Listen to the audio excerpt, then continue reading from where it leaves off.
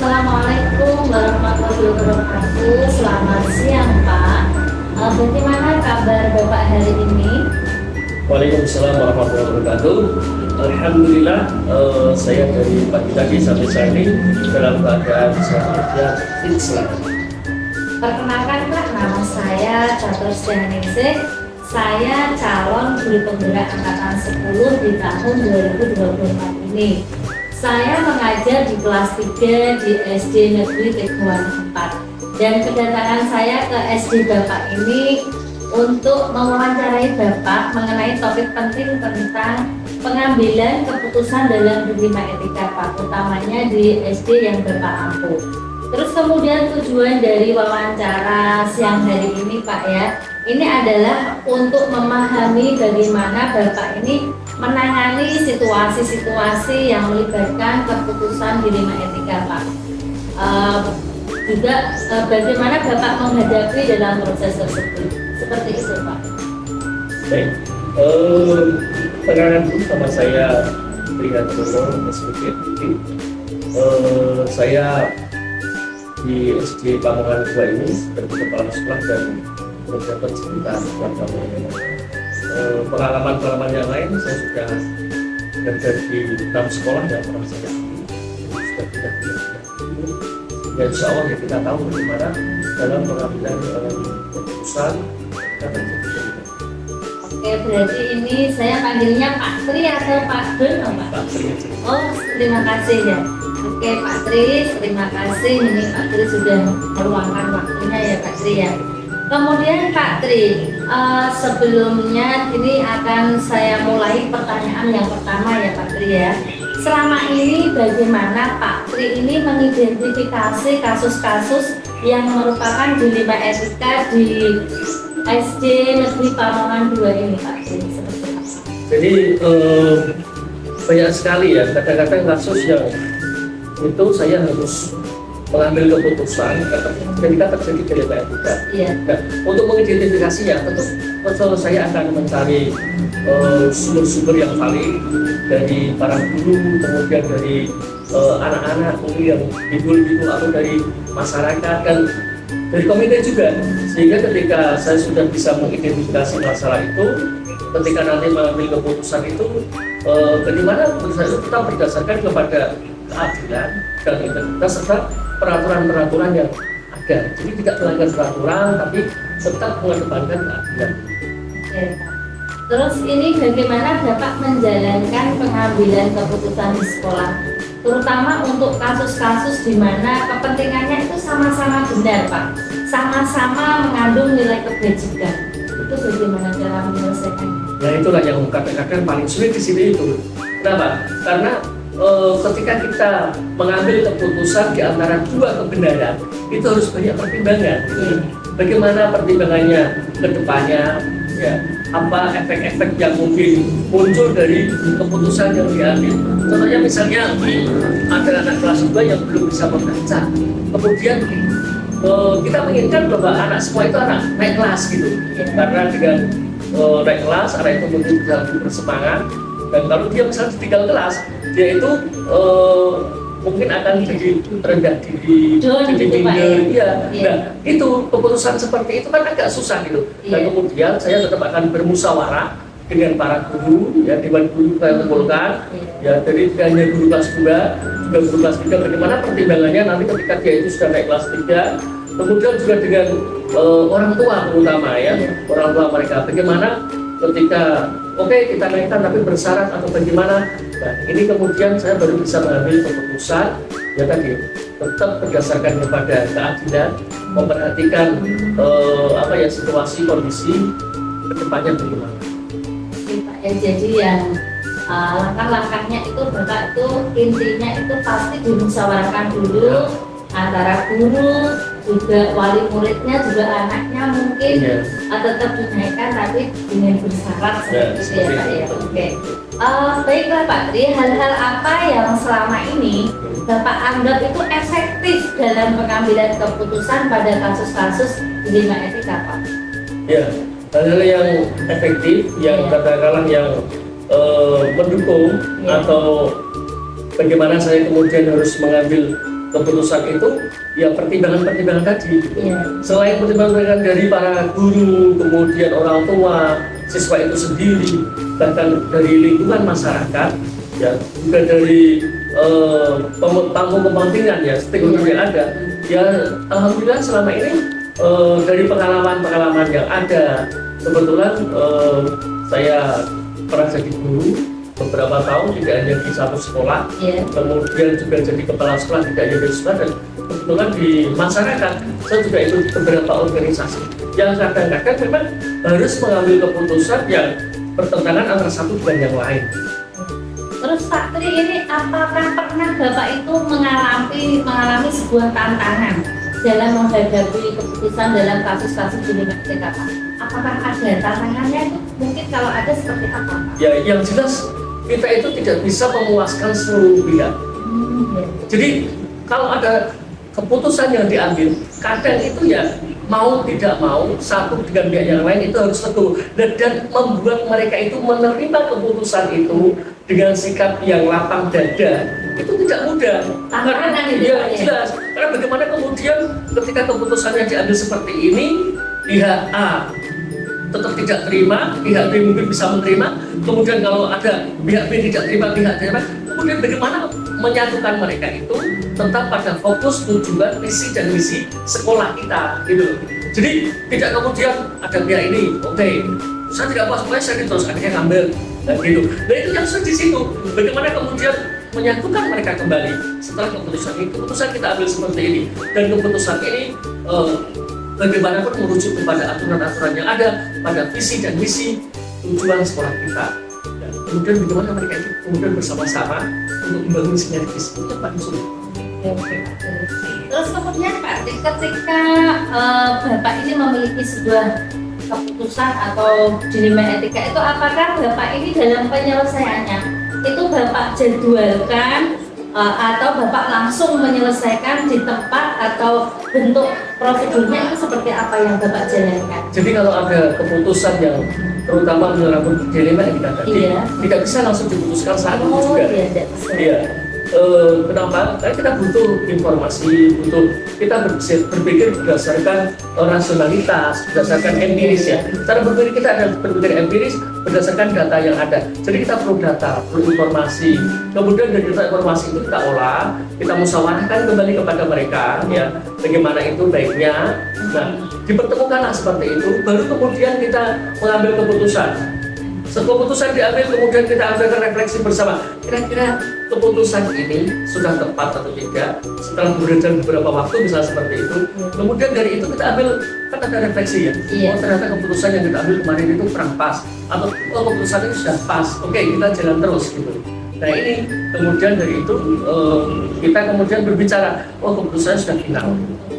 Terus Pak, ini apakah dalam pengambilan keputusan itu adakah seseorang atau faktor-faktor apa yang selama ini bisa mempermudah atau membantu Bapak dalam pengambilan keputusan di dilema etika? Adakah seseorang mungkin yang membantu saya atau siapa gitu Pak? Jadi gini, ketika keputusan itu diambil ya tentu keputusan atau hasil keputusan yang bermakna atau bernilai tinggi ya, mempunyai kualitas yang baik itu apabila para guru juga mempunyai pengalaman yang baik. Jadi selama ini saya yakinlah guru-guru saya meskipun mungkin sudah usianya sudah di atas 50, justru mereka kan punya pengalaman-pengalaman yang banyak bagaimana cara mendidik, mengajar anak yang benar. Jadi para guru itu kemudian selain itu saya juga punya stakeholder, punya atasan. Dan ketika persoalan itu memang sulit, biasa berkonsultasi dengan atasan. Oke Pak Tri, dari semua hal yang sudah Bapak sampaikan, pembelajaran apa yang dapat Bapak petik dari pengalaman Bapak dalam pengambilan keputusan dilema etika? Jadi banyak pelajaran yang kita ambil ya dari pengalaman-pengalaman itu, akhirnya kita semakin paham bahwa memang akan terjadi kadang-kadang perbedaan pendapat. Kita sambut sama hitam atau sama putihnya gitu ya, tetapi tetap pemikiran-pemikiran itu akan berbeda. Nah ini bagaimana kemudian kita itu bisa bersikap lapang dada terhadap perbedaan yang ada, menerima perbedaan yang ada dan menjunjung tinggi hasil keputusan. Nah ini pengalaman ya. bisa menjunjung tinggi hasil keputusan melaksanakan usaha itu. Dilema itu yang menerima perbedaan di debat itu ada. Ya, terima kasih Pak Tri, ini waktu yang sudah Bapak berikan, dan juga terima kasih juga atas wawancara yang sudah Bapak jawab dari pertanyaan-pertanyaan saya. Semoga informasi dari yang Pak Tri berikan ini bisa membuat lebih apa ya Pak ya, membuat saya jadi mengerti juga, jadi lebih paham juga, dan semoga dalam pengambilan keputusan dilema di sekolah ini memang sudah berjalan dengan baik dan bisa untuk kemajuan SD yang baik. Terima kasih ya.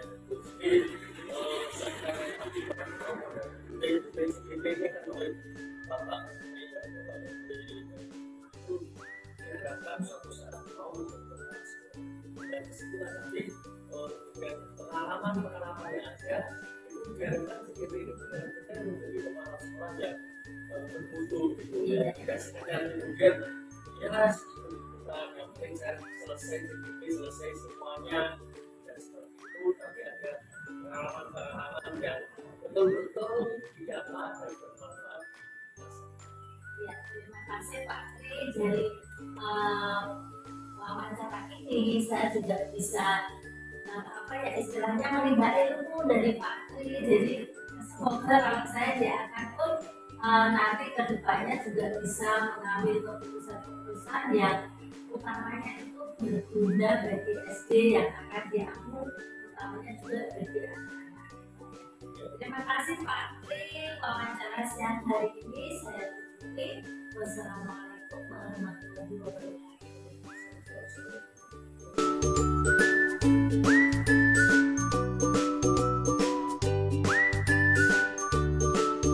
Assalamualaikum Pak, selamat siang.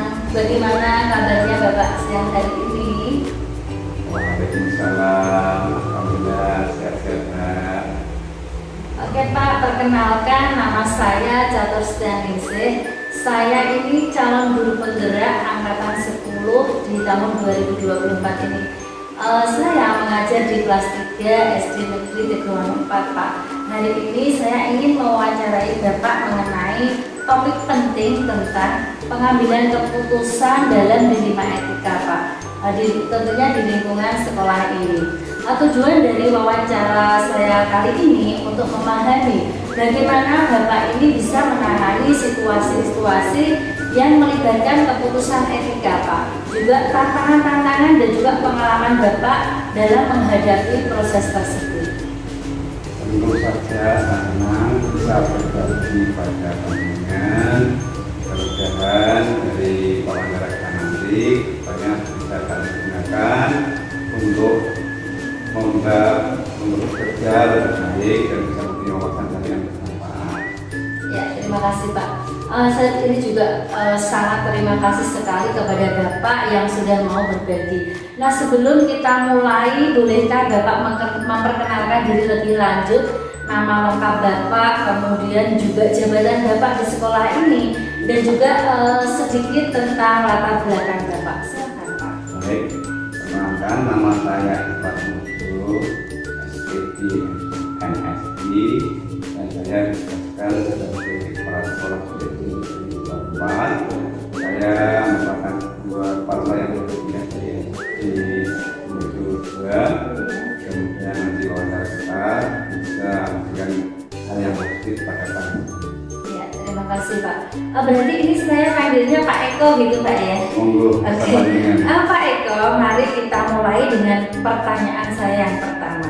Selama ini bagaimana Bapak Eko ini mengidentifikasi kasus-kasus yang merupakan dilema etika atau bujukan moral di sekolah yang Bapak ampu? Terima kasih. Mengidentifikasikan masalah etika, dilema etika biasanya melakukan perhatian pada situasi yang mana nilai yang saling bertentangan. Di sekolah ini saya fokus pada mendengarkan keluhan dan masukan-masukan dari para guru, staf, serta mengamati langsung situasi dan kondisi di lapangan. Karena saya seorang kepala saya dulu, maka saya perlu memenuhi kultur dan latar belakang kebiasaan yang berlaku di Swansea. Iya, oke Pak.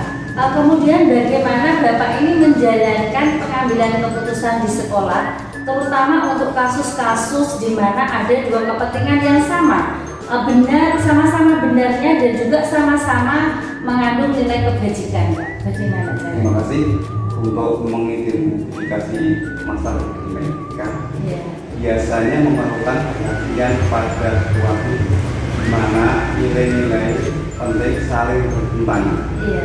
Setelah ini saya fokus pada mendengarkan keluhan dan masukan daripada para guru, staf maupun stakeholder, serta mengamati langsung situasi di lapangan. Karena saya perlu memahami kultur dan kebiasaan yang berlaku di Swansea. Iya, Pak. Terus kemudian Pak, langkah-langkah atau prosedur seperti apa yang biasanya Pak Eko lakukan selama ini? Prosedur yang saya lakukan meliputi mengumpulkan data informasi, berdiskusi dengan tim, dan melakukan evaluasi terhadap berbagai yang teropsi. Saya juga mengutamakan transparansi dan kejelasan dalam proses keputusan agar semua pihak dapat merasa didengar dan diperhatikan serta dipertimbangkan masalah ini. Ya, oke Pak. Kemudian Pak, hal-hal apa saja yang selama ini Bapak itu menganggap efektif dalam pengambilan keputusan kasus-kasus di lima etika? Masih hal-hal yang sangat efektif itu komunikasi. Ya. Komunikasi sangat penting dalam mengambil keputusan dalam berbagai masalah. Ya. Karena komunikasi kita bisa mendengar, memahami keluh kesah dari rekan-rekan. Tanpa mendengarkan komunikasi, maka kita tidak tahu apa yang dipermasalahkan oleh teman-teman. Meskipun saya baru sekolah ini, prinsip tersebut tetap saya terapkan. Ya, jadi intinya itu komunikasi Pak ya, karena komunikasi itu dianggap sangat penting ya Pak ya. Terus kemudian Pak Eko, apa saja tantangan yang Bapak hadapi dalam pengambilan keputusan pada kasus-kasus di lima etika? Tantangan termasuk memahami kultur atau kebudayaan yang baru. Karena saat seorang baru tentunya harus melihat, memahami situasi dan kondisi yang telah terjadi. Tidak bisa serta-merta saya memutuskan tanpa melihat kondisi yang ada. Oke Pak Eko.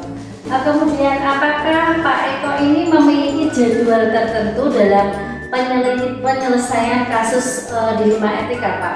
Kemudian apakah Bapak ini langsung menyelesaikannya di tempat atau membuat prosedur seperti apa gitu dulu Pak? Iya, untuk jadwal tidak ada. Jadi kalau ada permasalahan kita baru bertindak. Jadi tidak ada jadwal, maka masalah itu tidak mungkin bisa direncanakan. Akhirnya kita ada masalah, kita buat perencanaan dan melibatkan berbagai seperti yang ada tentang guru, karyawan dan juga seperti yang ada di sekolah supaya dapat keputusan tersebut bisa diterima semua pihak. Oke Pak. Kemudian Pak, adakah seseorang atau faktor-faktor apa yang selama ini itu mempermudah atau membantu Bapak dalam pengambilan keputusan dalam kasus-kasus di lima etika? Yang memudahkan saya menyelesaikan masalah di lima etika itu seperti adanya kerjasama dengan guru, dengan karyawan. Karena dari beliau-beliau kita bisa banyak mengambil, mendengar dan intinya pada akhirnya bisa memutuskan. Di keputusan tidak bisa saya ambil secara pribadi, karena itu keputusan berlaku di sekolah juga kami berikan sebenarnya di sekolah. Ya, oke Pak. Sekarang Pak, yang terakhir ini Pak ya, dari semua hal yang telah Bapak sampaikan tadi, pembelajaran apa yang Bapak petik dari pengalaman Bapak ini dalam mengambil keputusan dalam dilema etika Pak? Terima kasih. Dari berbagai hal yang dapat saya petik pada mengambil dilema etika itu pentingnya komunikasi. Komunikasi, ya dengan komunikasi semua bisa terbuka, dan komunikasi semua bisa menerima segala kekurangan dan kelebihan dari teman-teman. Oke Pak Eko, terima kasih banyak atas waktu dan juga wawancara yang sudah Bapak berikan. Semoga informasi yang Pak Eko sampaikan ini bermanfaat untuk memahami lebih dalam mengenai pengambilan keputusan di dalam dilema etika di lingkungan Sekolah Dasar SD Negeri Teguh 4 ini Pak ya. Sama wawancara ini bisa menambah pengetahuan kedepannya dan menghadapi Terima kasih Pak Eko, saya cukupkan. Wassalamualaikum warahmatullahi wabarakatuh. Waalaikumsalam.